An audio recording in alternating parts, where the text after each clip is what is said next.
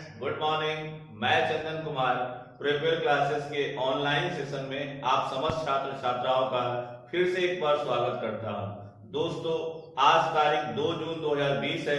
जैसा कि हम प्रत्येक क्लास की शुरुआत आज का इतिहास टुडे इन हिस्ट्री टॉपिक से करते हैं, जिसमें महत्वपूर्ण ऐतिहासिक घटनाओं पर चर्चा करते हैं। तो देर ना करते हुए चलते हैं आज के पहले पॉइंट की ओर। आज का हमारा पहला टॉपिक है लियोनार्डो दा विंची। ध्यान रहे साथियों, आज ही की तारीख 2 जून 1519 को लियोनार्डो दा विंची का निधन हुआ था। ये इटली के प्रसिद्ध चित्रकार थे। इनकी चित्रकारी केवल इटली में ही नहीं, पूरी दुनिया में प्रसिद्ध है। इनके द्वारा निर्मित पेंटिंग मोनालिसा पूरी दुनिया में विश्व प्रसिद्ध है। ध्यान है साथियों, मोनालिसा किसकी पेंटिंग है? तो लियोनार्डो दा विंची की। हमारा दूसरा महत्वपूर्ण ऐतिहासिक बिंदु है सत्यजीत रे। ध्यान है साथियों, आज ही की तारीख 2 जून 1921 को सत्यजीत रे का जन्म हुआ था। इनका संबंध बॉलीवुड से है। ये भारत के प्रसिद्ध निर्देशक लेखक रहे हैं। इन्हें भारत सरकार और विश्व में कई तरह के पुरस्कार प्राप्त हो चुके हैं। इन्हें भारत रत्न, पद्म भूषण, पद्म विभूषण तथा ऑस्कर जैसे पुरस्कार भी प्राप्त हो चुके हैं। और यहाँ तक कि लाइफ टाइम अचीवमेंट के रूप में इन्हें दादा साहब फाल्के पुरस्कार भी प्राप्त हो चुका है। तो ध्यान है दोस्तों, सत्यजीत रे का जन्म कब हुआ था? 2 जून 1921, आज ही की तारीख। ये हिंदी सिनेमा के प्रसिद्ध निर्देशक लेखक थे। हमारा अगला महत्वपूर्ण बिंदु है एडोल्फ हिटलर। इनका संबंध जर्मनी से है। ये जर्मनी के प्रसिद्ध राजनेता तानाशाह के रूप में भी इनको जाना जाता है। आज ही की तारीख 2 जून 1933 को हिटलर ने जर्मनी में ट्रेड यूनियन पर प्रतिबंध लगा दिया था। किस पर प्रतिबंध लगाया था? ट्रेड यूनियन पर प्रतिबंध लगा दिया था। हमारा अगला महत्वपूर्ण बिंदु है चंद्रनगर वेस्ट बंगाल राज्य में स्थित है। आज ही की तारीख 2 जून 1950 को 1950 को चंद्रनगर फ्रांस देश ने चंद्रनगर को भारत को सौंपा था। खास बात है साथियों कि चंद्रनगर पर भारत की स्वतंत्रता होने के बावजूद भी चंद्रनगर जो था वो फ्रांस के ही उपनिवेश के रूप में बसा हुआ था। परंतु 1950 में आज ही की तारीख को फ्रांस सरकार ने चंद्रनगर को भारत सरकार को सौंप दिया। चंद्रनगर वेस्ट बंगाल राज्य में स्थित है। इसे चंदन नगर भी कहा जाता है। हमारा अगला महत्वपूर्ण बिंदु है डी हैविलैंड कॉमेट फर्स्ट। आज ही की तारीख 2 जून 1952 को यह लंदन से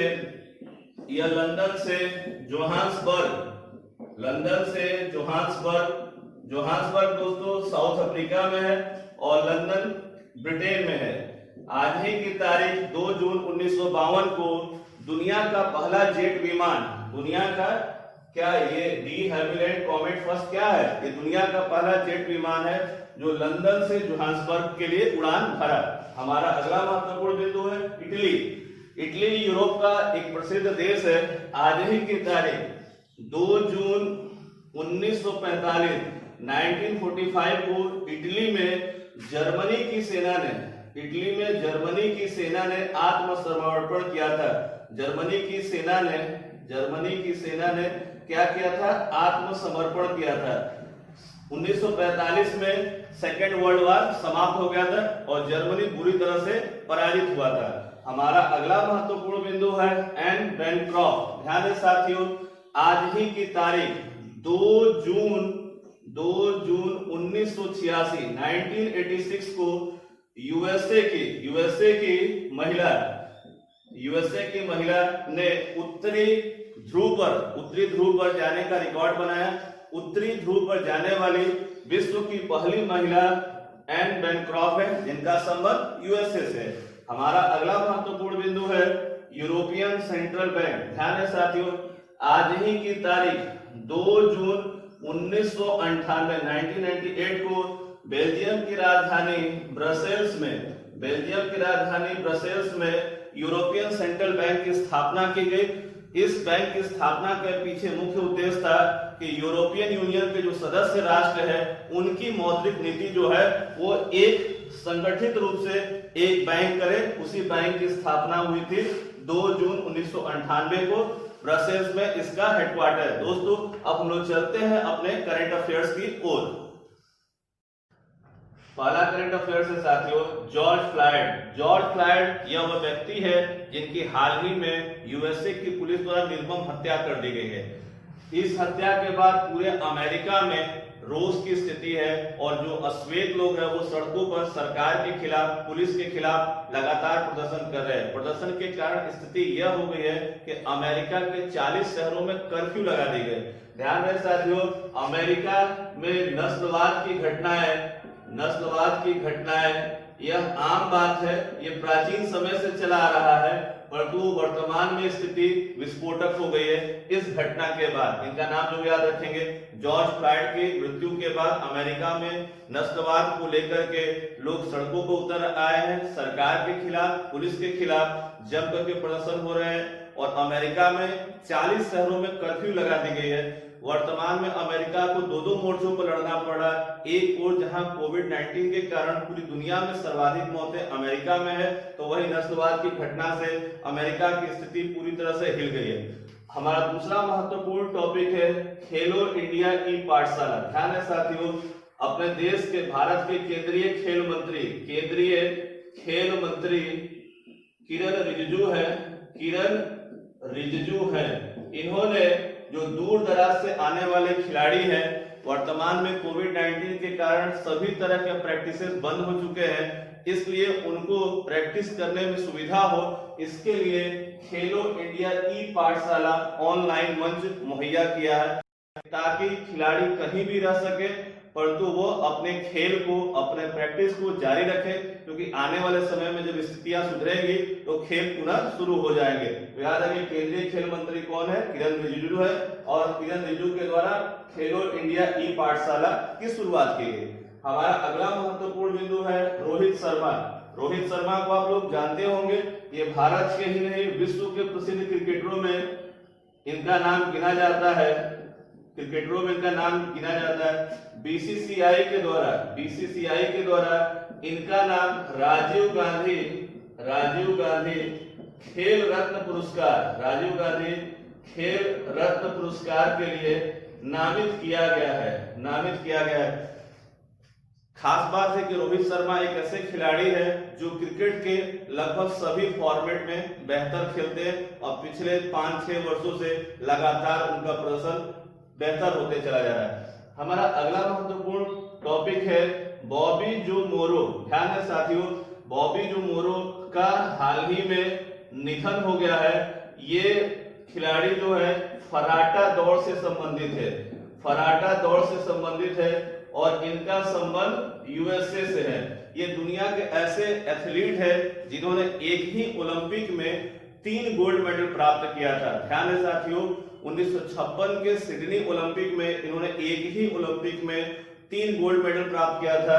वर्तमान में इन्हीं की तरह एक खिलाड़ी है उसेन बोल्ट का संबंध जमैका से है और ये ऐसे खिलाड़ी है जिन्होंने लगातार 2 ओलंपिक खेलों में 3-3 गोल्ड मेडल प्राप्त किया। तो ध्यान है साथियों कि बॉबी जो मोरो का संबंध किस खेल से है, फराटा दौड़ से है। हमारा अगला महत्वपूर्ण टॉपिक है माई लाइफ माई योगा। ध्यान है साथियों, माई लाइफ माई योगा एक प्रतियोगिता है, वीडियो ब्लॉगिंग प्रतियोगिता है जिसकी घोषणा प्रधानमंत्री नरेंद्र मोदी ने की है, पीएम मोदी ने की है। ध्यान है साथियों कि my life my yoga video blogging प्रतियोगिता का आयोजन भारत के आयुष मंत्रालय के द्वारा, कौन से मंत्रालय के द्वारा? आयुष मंत्रालय के द्वारा किया गया है। और आयुष मंत्रालय के जो मंत्री हैं उनका नाम है श्रीपद यसो नायक। श्रीपद यसो नायक। आयुष मंत्रालय भारत में 2014 में निर्मित हुआ। इससे पहले भारत में आयुष नामक कोई मंत्रालय नहीं था। और आयुष मंत्रालय का मुख्य उद्देश्य भारत के आयुर्वेद, यूनानी, होम्योपैथी तथा सिद्धा को आगे बढ़ाना है। ठीक है साथियों, हमारा अगला महत्वपूर्ण टॉपिक है संजय कुंडू और आर श्रीलेखा।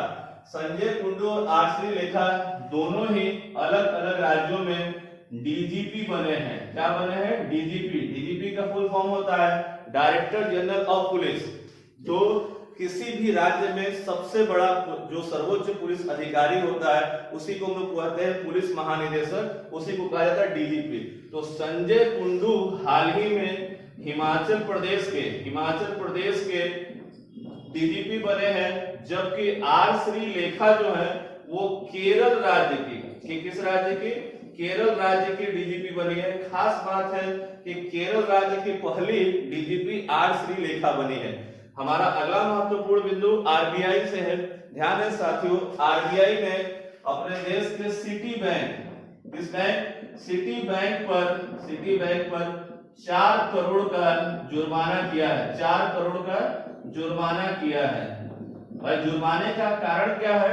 सिटी बैंक ने जो करंट अकाउंट खोलने के जो नियम और शर्तें होती हैं, एनओसी होता है, उसको सही ढंग से पूरा नहीं किया है। एनओसी को पूरा नहीं करने की वजह से सिटी बैंक पर कितने करोड़ का जुर्माना लगा है? 4 करोड़ का। वर्तमान में आरबीआई के गवर्नर शक्तिकांत दास है, जो भारत के 25वें आरबीआई गवर्नर है। हमारा अगला महत्वपूर्ण टॉपिक है सीएनजी स्टेशन। सीएनजी का फुल फॉर्म होता है कंप्रेस्ड नेचुरल गैस। खास बात है कि हमारे देश के केंद्रीय पेट्रोलियम मंत्री धर्मेंद्र प्रधान ने, किसने? धर्मेंद्र प्रधान ने अपने देश में 56 सीएनजी स्टेशन को राष्ट्र के नाम समर्पित किया है। ये 56 सीएनजी स्टेशन देश के 11 राज्यों तथा अन्य केंद्र शासित प्रदेशों में स्थापित किया जा रहा है। क्योंकि वर्तमान का जो दौर है, धीरे धीरे हमारी जो पेट्रोलियम है, डीजल पेट्रोल पर उपलब्धता हम कम कर करके सीएनजी, पीएनजी, सोलर सिस्टम पर हम अपनी उपलब्धता को बढ़ा रहे हैं। उसी क्रम में देश में 56 सीएनजी स्टेशन जो है वो धर्मेंद्र प्रधान ने देश को समर्पित किया है। अगला टॉपिक है चंद्रबाली दत्ता। ध्यान रहे साथियों, चंद्रबाली दत्ता का जन्म कोलकाता में हुआ था, परंतु वर्तमान में ये सुर्खियों में इसलिए है क्योंकि कोविड-19 की दवा ऑक्सफोर्ड यूनिवर्सिटी के द्वारा भी बनाया जा रहा है और लगभग ये दवा 60% सफल मानी जा रही है, क्योंकि जानवरों पर इसका ट्रायल क्या हुआ है? सफल हुआ है। तो ऑक्सफोर्ड विश्वविद्यालय के द्वारा, ऑक्सफोर्ड विश्वविद्यालय, ध्यान रहे कि ऑक्सफोर्ड विश्वविद्यालय कहीं और नहीं, लंदन में है। ये दुनिया के सबसे प्रतिष्ठित विश्वविद्यालयों में से है, दुनिया के प्राचीन विश्वविद्यालय माना जाता है। तो ऑक्सफोर्ड विश्वविद्यालय में कोविड-19 की दवा बनाई जा रही है और इस विश्वविद्यालय की दवा बनाने वाली टीम में भारत की चंद्रबाली दत्ता भी शामिल है। यह भारत के लिए काफी गौरव का पल है, इसलिए इसे आप लोग मोस्ट इंपॉर्टेंट रखेंगे कि चंद्रबाली दत्ता का संबंध किससे है? तो चंद्रबाली दत्ता का संबंध कोविड-19 की दवा बनाने से संबंधित है, जो ऑक्सफोर्ड विश्वविद्यालय में चल रहा है। हमारा दूसरा महत्वपूर्ण टॉपिक है उत्तर प्रदेश सरकार। उत्तर प्रदेश सरकार भारत का पहला ऐसा राज्य सरकार बन गया है जिसने अपने यहाँ 1 लाख बेड की व्यवस्था कर दी है। कितनी बेड की व्यवस्था कर दी है? 1 लाख बेड। अगर कोई व्यक्ति कोविड से पीड़ित होता है, कोविड-19 से पीड़ित व्यक्ति के इलाज के लिए राज्य सरकार ने 1 लाख बेड की व्यवस्था कर दी है। यह भारत में सर्वाधिक है। ध्यान रहे साथियों, अभी हाल ही में उत्तर प्रदेश की सरकार ने वर्चुअल अदालतों की भी शुरुआत की थी। उत्तर प्रदेश राज्य भारत का पहला ऐसा राज्य बना जिसने अपने यहाँ न्यायालयों में वर्चुअल अदालतें शुरू की। हमारा अगला महत्वपूर्ण टॉपिक है वन नेशन वन कार्ड। ध्यान रहे साथियों, one nation one ration card योजना, one nation one ration card योजना 1 1 जून 2020 से प्रारंभ हो गई है। भारत सरकार के उपभोक्ता मंत्रालय के माध्यम से इसे चलाया जा रहा है और प्रयास है कि सितंबर 2021 तक भारत के सभी राज्य one nation one ration card योजना से जुड़ जाए कि ताकि भारत में कोई भी व्यक्ति भूखा ना रह सके। हमारे देश में बहुत बड़ी समस्या है कि जहां का राशन कार्ड होता है वहीं पर पीडीएस के माध्यम से अनाज मिलता था। इससे काफी दिक्कत होती थी, गांव के कामगार शहरों में जाते थे। अब ऐसा व्यवस्था हो गई है कि 1 जून 2020 से वर्तमान में 17 राज्यों ने इसको परमिशन दे दिया है और अभी हाल ही में 3 और राज्यों ने, तो देश के 20 ऐसे राज्य हैं जिन्होंने one nation one ration card योजना को मान्यता दे दी है। जल्द ही पूरे भारत के सभी राज्य इस योजना को अपने यहाँ लागू कर देंगे, जिससे किसी भी प्रकार की कोई दिक्कत नहीं होगी। हमारा अगला महत्वपूर्ण टॉपिक है ए रिमाइंडर ऑन फंडामेंटल ड्यूटीज। यह एक शॉर्ट वीडियो है, ध्यान रहे साथियों, यह एक शॉर्ट वीडियो है। इस शॉर्ट वीडियो को पंजाब विश्वविद्यालय जो भटिंडा में स्थित है, यहाँ के छात्रों ने एक शॉर्ट वीडियो बनाया है जिसमें डॉक्यूमेंट्री टाइप की है, जिसमें व्यक्ति को फंडामेंटल ड्यूटीज के बारे में बताया गया। और ये जो फंडामेंटल ड्यूटीज है विभिन्न भाषाओं में बनाया गया कि ताकि हर राज्य के लोग समझ सके।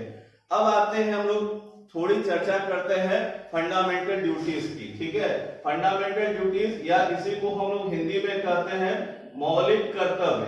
ध्यान रहे साथियों, मौलिक कर्तव्य भारतीय संविधान के अनुच्छेद आर्टिकल 51A के अंतर्गत व्यवस्थित किया गया है। मूल संविधान में मौलिक कर्तव्य की व्यवस्था नहीं थी। संविधान में 42वां संविधान संशोधन जो 1976 में हुआ, 1976 में हुआ, उसके माध्यम से संविधान में मौलिक कर्तव्य को जोड़ा गया और व्यक्ति को प्रारंभ में 10 मौलिक कर्तव्य दिए गए, फिर बाद में एक और मौलिक कर्तव्य बढ़ाया गया। वर्तमान में 11 मौलिक कर्तव्य है। तो याद रहे साथियों कि ए रिमाइंडर ऑन फंडामेंटल ड्यूटीज यह एक शॉर्ट वीडियो है जिसे पंजाब विश्वविद्यालय जो भटिंडा में स्थित है उसके छात्रों ने विभिन्न भाषाओं में बनाया है कि लोगों को कोविड के दौर में क्या उनके मौलिक कर्तव्य है उनको याद रखा जा सके और सहूलियत हो, ठीक है। हमारा अगला महत्वपूर्ण टॉपिक है आईएनएस कलिंग। ध्यान रहे साथियों, आईएनएस कलिंग एक नौसेना बेस है। क्या है भाई? एक नौसेना बेस है और यह नौसेना बेस कहां स्थित है? विशाखापट्टनम में। विशाखापट्टनम एक प्रदेश का प्रसिद्ध बंदरगाह है। इसी आईएनएस कलिंग जो नौसेना बेस है, यहाँ पर अग्निप्रस्थ नामक एक मिसाइल पार्क की स्थापना की गई है। किसकी स्थापना की गई है? अग्निप्रस्थ मिसाइल पार्क की स्थापना की गई है। यह भारत के लोगों, भारतीय नौसेना से जुड़े लोगों के लिए एक कौतूहल का विषय होगा। लोगों को अपनी नौसेना के बारे में जानकारी हो सकेगी। तो याद रहे आईएनएस कलिंग एक नौसेना बेस है। कहां स्थित है? विशाखापट्टनम आंध्र प्रदेश में स्थित है और यहाँ पर अग्निप्रस्थ मिसाइल पार्क की स्थापना की गई है। हमारा अगला महत्वपूर्ण बिंदु है तेलंगाना। ध्यान है साथियों, 2 जून 2014 को तेलंगाना देश का 29वां राज्य बना। 2 जून को तेलंगाना का स्थापना दिवस मनाया जाता है। क्या मनाया जाता है भाई? स्थापना दिवस। ध्यान रहे साथियों, वर्तमान में तेलंगाना के सीएम के चंद्रशेखर राव है।